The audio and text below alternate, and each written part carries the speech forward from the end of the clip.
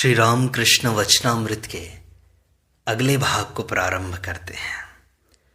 श्री राम कृष्ण भक्तों के साथ बैठे हुए अपनी साधना और अनेक विध आध्यात्मिक अवस्थाओं की बातें कह रहे हैं। मास्टर ने रामकृष्ण को नमस्कार किया और उनकी आज्ञा पाकर उनके पास बैठ गए। रामकृष्ण अपनी साधना के बारे में बताते हैं। वे कहते हैं, उस समय साधना के समय ध्यान करता हुआ मैं देखता था, एक आदमी हाथ में त्रिशूल लिए हुए मेरे पास बैठा रहता था। अगर मैं ईश्वर के चरण कमलों में मन न लगाऊं तो वह मुझे त्रिशूल घोंप देगा।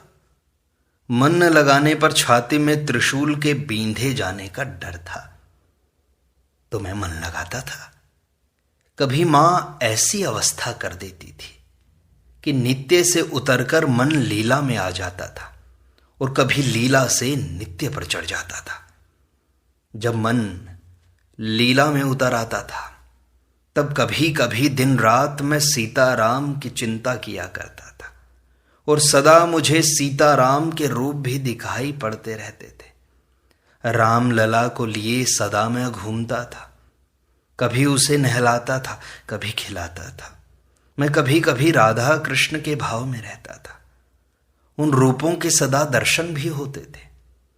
कभी फिर गौरांग के भाव में रहता था। यह दो भावों का मेल था, पुरुष और प्रकृति के भावों का। इस अवस्था में सदा ही गौरांग के दर्शन होते थे। फिर यह अवस्था बदल गई थी। तब लीला को छोड़कर मन नित्य में चढ़ गया।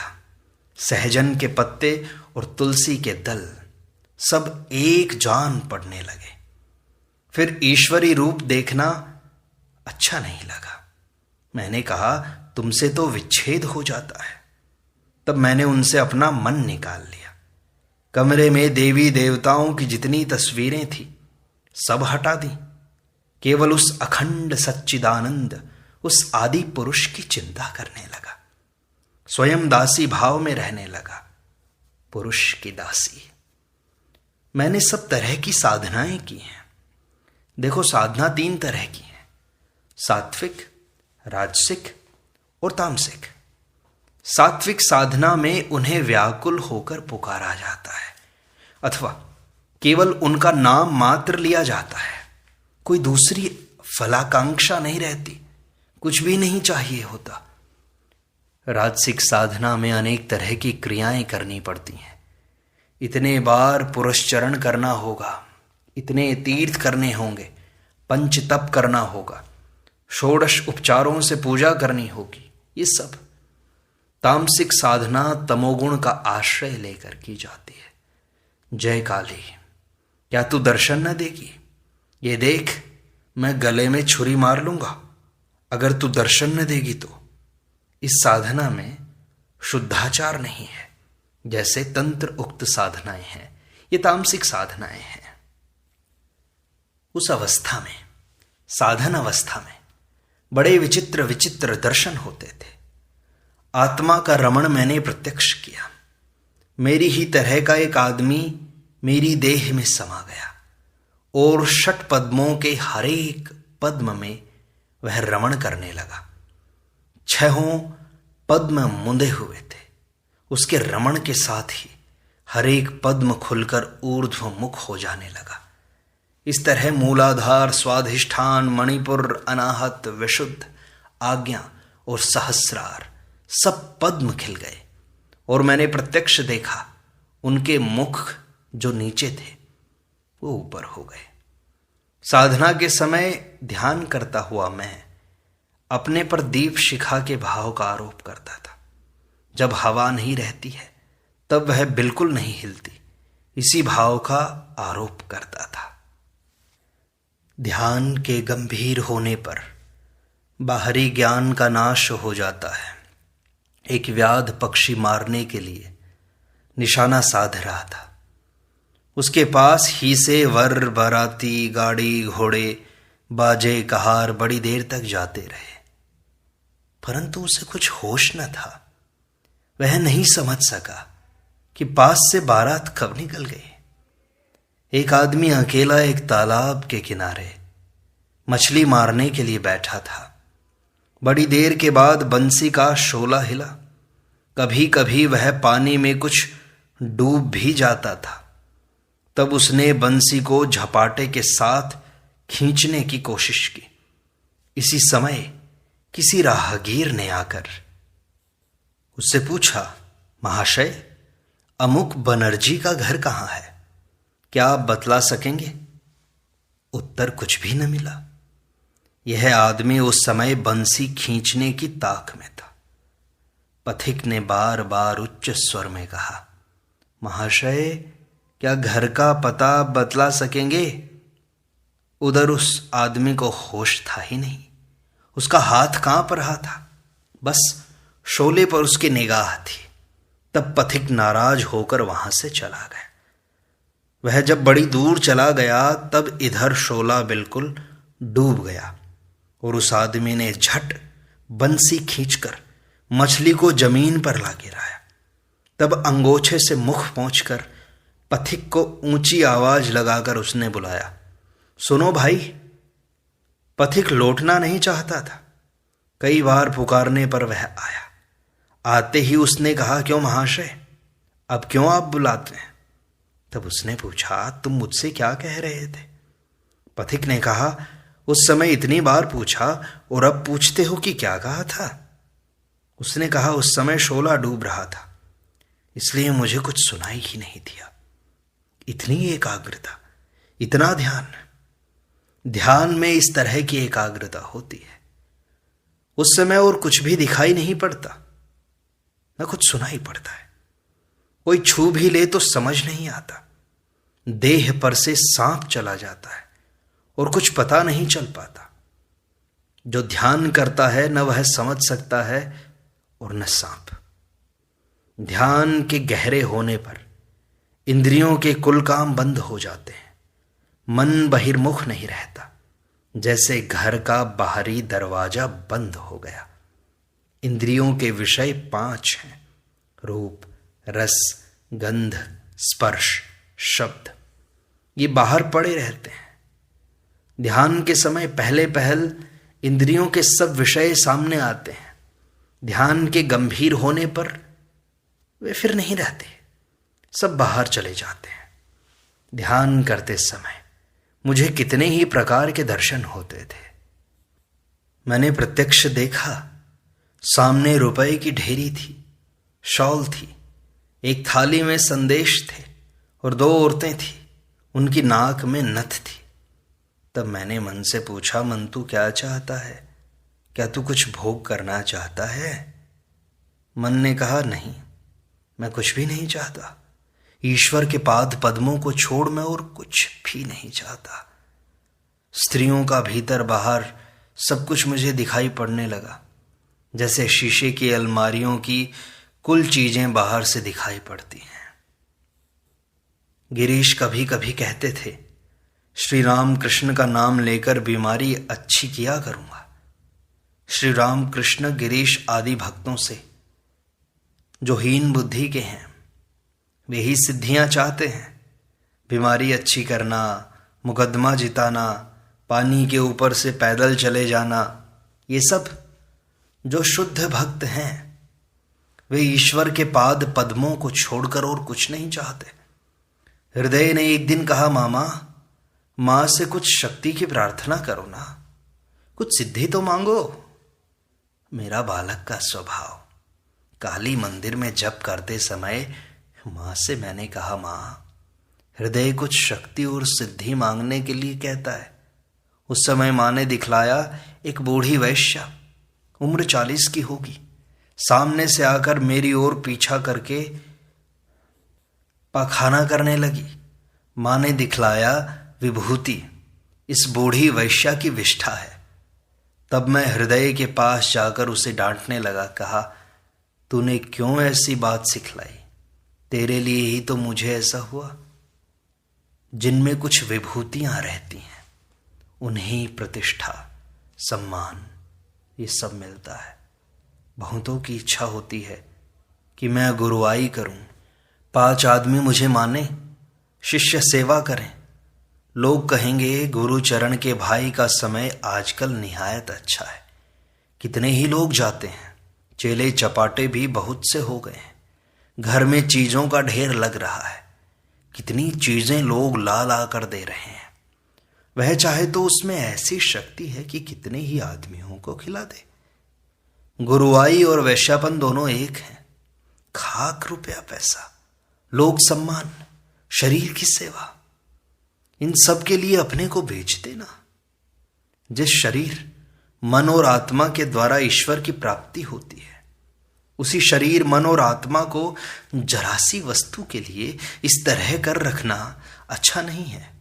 एक ने कहा था, साबी का यह समय बड़ा अच्छा चल रहा है।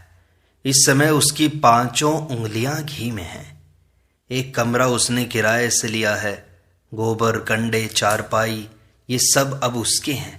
4 बर्तन भी हो गए हैं। बिस्तर, चटाई, तकिया, सब कुछ है। कितने ही आदमी उसके वश में हैं, आते जाते रहते हैं। अर्थात साबी अब वैश्या हो गई है, इसलिए उसके मुख और सुख की इति नहीं होती। पहले वह किसी भले आदमी के यहां दासी थी, अब वैश्या हो गई है। जरा सी वस्तु के लिए अपना सर्वनाश कर डाला।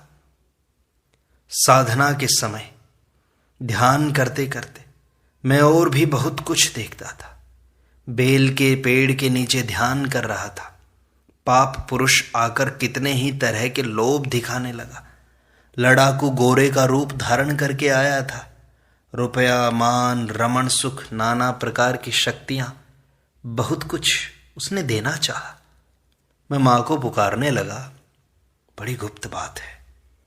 मां ने दर्शन दिए। तब मैंने कहा, मां इसे काट डालो। मां का वह रूप, भुवन मोह रूप याद आ रहा है। वह कृष्णमयी का रूप लेकर मेरे पास आई थी, परंतु उसकी दृष्टि के नर्तन के साथ ही मानो संसार हिल रहा था। श्री रामकृष्ण चुप रहे थोड़ी देर। कुछ देर बाद कह रहे हैं, और भी बहुत कुछ है, न जाने कौन मुंह दबा लेता है, कहने नहीं देता मुझे। सहजन के पत्ते और तुलसी दल एक जान पड़ते थे। भेद बुद्धि उसने दूर कर दी थी। वट के नीचे में ध्यान कर रहा था। उसने दिखलाया। एक दाढ़ी वाला मुसलमान तस्तरी में भात लेकर सामने आया। तस्तरी से म्लेच्छों को खिलाकर मुझे भी कुछ दिया। मां ने दिखलाया, एक के सिवाय 2 नहीं है। सच्चिदानंद ही अनेक रूपों से विचर रहे हैं। जीव जगत सब वे ही हुए हैं, अन्न भी वे ही हैं। वे कहते हैं मेरा बालक स्वभाव है। हृदय ने कहा, मामा मां से कुछ शक्ति के लिए तो कहो। बस मैं भी मां से कहने के लिए चल दिया। ऐसी अवस्था में उसने रखा है कि जो व्यक्ति पास रहेगा उसकी बात माननी पड़ती है। छोटा बच्चा जैसे कोई पास न रहने से सब कुछ अंधकार ही देखता है। मुझे भी वैसा ही होता था। हृदय जब पास न रहता था तब जान पड़ता था कि अब जान निकलने को ही है। यह देखो, वही भाव आ रहा है। बात कहते ही उनके मन में वह भाव उद्दीप्त हो रहा है। यह कहते ही कहते श्री रामकृष्ण को भावावेश होने लगा। देश और काल का ज्ञान मिटा जा रहा है। बड़ी मुश्किल से भाव गहरा हो रहा है। वो भाव संसरण की चेष्टा कर रहे हैं। भावावेश में कह रहे हैं, अब भी तुम लोगों को देख रहा हूं, परंतु यह भासित होता है कि मानो सदा ही तुम लोग इस तरह बैठे हुए हो। कब आए हो, कहां से आए हो, कुछ याद नहीं। श्री रामकृष्ण कुछ देर बाद प्रकृतिस्थ होकर कह रहे हैं, पानी पीऊंगा। समाधि भंग के पश्चात मन को उतारने के लिए बात प्राय कहा करते थे। गिरीश अभी नए आए हैं, वे नहीं जानते, इसलिए पानी ले आने के लिए चले। श्री रामकृष्ण मना कर रहे हैं। कहा, नहीं जी, अभी पानी न पी सकूंगा। फिर श्री रामकृष्ण थोड़ी देर बाद कहते हैं, उस अवस्था के बाद आनंद भी जितना है उसके पहले कष्ट भी उतना ही है। महाभाव ईश्वर का भाव है। वह इस शरीर और मन को डांवाडोल कर देता है। जैसे एक बड़ा हाथी कुटिया में समा गया हो। कुटिया डांवाडोल हो जाती है, कभी वह नष्ट भी हो जाती है। ईश्वर के लिए जो विरह अग्नि होती है वो साधारण नहीं होती। इस अवस्था के होने पर रूप और सनातन जिस पेड़ के नीचे बैठे रहते थे, कहते हैं उस पेड़ की पत्तियां भी झुलस जाया करती थी। इस अवस्था में मैं 3 दिन तक अचेत पड़ा रहा, हिलडुल भी नहीं सकता था, एक ही जगह पर पड़ा रहता था। जब होश आया तब आचार्य भैरवी ब्राह्मणी ने मुझे पकड़कर नहलाने के लिए वे चल दी, परंतु हाथ से देह छूने की हिम्मत न थी। देह मोटी चादर से ढकी रहती थी। उस चादर पर से मुझे पकड़कर ब्राह्मणी ले गई थी। देह में जो मिट्टी लगी हुई थी वह जल गई थी। जब वह अवस्था आती थी तब मेरू रज्जु के भीतर से कोई हल चला देता था। अब जी गया, अब जी गया, यही रट लगी रहती थी। परंतु उसके बाद बड़ा आनंद होता था। भक्त मंडली आश्चर्यचकित होकर ये बातें सुन रहे थे। श्री राम कृष्ण गिरीश से कहते हैं, तुम्हारे लिए इतने की जरूरत नहीं है, मेरा भाव केवल उदाहरण के लिए है। तुम लोग अनेक बातें कर रहे हो, मैं सिर्फ एक को ही लेकर बात कर रहा हूं। मुझे ईश्वर को छोड़ और कुछ अच्छा ही नहीं लगता। उनकी इच्छा, एक डाल वाला पेड़ भी है और 5 डालियों वाला भी, उनकी इच्छा है सब। मेरी अवस्था उदाहरण के लिए है। तुम लोग संसार धर्म का पालन करो अनासक्त होकर। कीचड़ लग जाएगी, परंतु उसे पंकाल मछली की तरह झाड़ डाला करो। कलंक के सागर में तैरो, फिर भी देह में कलंक न छू जाएगा। गिरीश कहते हैं, आपका भी तो विवाह हो गया है। श्री रामकृष्ण कहते हैं, संस्कार के लिए विवाह करना पड़ता है, परंतु मैं सांसारिक जीवन कैसे व्यतीत कर सकता था। ईश्वर दर्शन की मेरी इच्छा इतनी तीव्र थी कि जब मेरे गले में जनेऊ डाल दिया जाता था वह अपने आप ही गिर जाता था, मैं संभाल नहीं सकता था। एक मत में है शुकदेव का विवाह संस्कार के लिए हुआ था, एक कन्या भी शायद हुई थी। सब हंसते हैं इस बात को सुनकर। कामिनी और कांचन ही संसार है, ईश्वर को भुलवा देता है। गिरीश कहते हैं, कामिनी और कांचन छोड़े तब ना। श्री रामकृष्ण कहते हैं, उनसे व्याकुल होकर प्रार्थना करो, विवेक के लिए प्रार्थना करो। ईश्वर ही सत्य है और सब अनित्य, इसी को विवेक कहते हैं। छन्ने से पानी छान लेना चाहिए, इस तरह उसका मैल एक तरफ पड़ा रहता है। अच्छा, जो जल है वह, जो शुद्ध जल है वह एक तरफ आ जाता है। विवेक रूपी छन्नों का उपयोग करो। तुम लोग उन्हें जानकर संसार करना, यही विद्या का संसार कहलाता है। देखो ना, स्त्रियों में कितनी मोहिनी शक्ति है।